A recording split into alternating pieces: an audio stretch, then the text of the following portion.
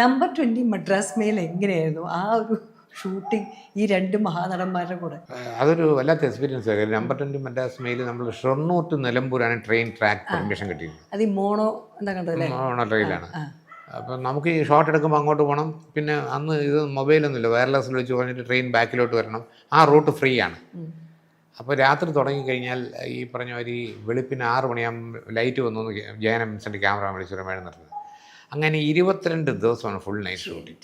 ഈ കമ്പാർട്ട്മെൻറ്റിനകത്താണെങ്കിൽ ഇങ്ങനെ ഷണ്ട് ചെയ്തിട്ട് ഇങ്ങനെ ഓടുന്ന കമ്പാർട്ട്മെൻറ്റാണ്. നടികളൊക്കെ കയറിയതിനകത്ത് ടോയ്ലറ്റിനകത്തൊക്കെ യൂറിൻ പാസും എല്ലാവരും പാസും വെള്ളമില്ല. ഇതിൻ്റെ സ്മെല്ല് ഈ കമ്പാർട്ട്മെൻറ്റ് മുഴുവൻ അടിക്കും. ഇതിനകത്ത് കഷ്ടപ്പെട്ട് ഷൂട്ടിങ്ങാണ്.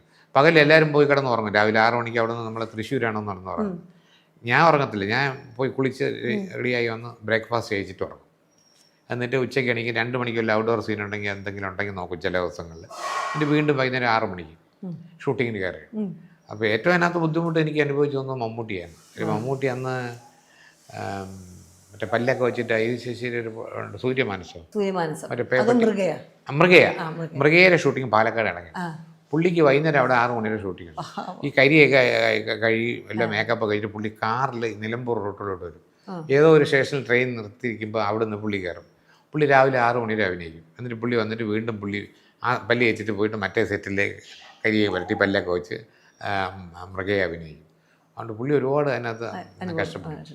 പിന്നെ ഈ പറഞ്ഞ ആ ട്രെയിൻ ഷൂട്ട് ചെയ്യുമ്പോൾ തന്നെ ഈ ജിങ്കി ചക്കജ ട്രെയിൻ ആ പാട്ടൊക്കെ പല രാത്രി ആ പാട്ടൊക്കെ നിങ്ങളിപ്പോൾ കാണുമെങ്കിൽ അത് എടുക്കണതൊക്കെ 3:30 മണി 4 മണിയാണ് വെളുപ്പിന് സമയം ഉറക്കം തൂങ്ങി നിൽക്കുമ്പോൾ.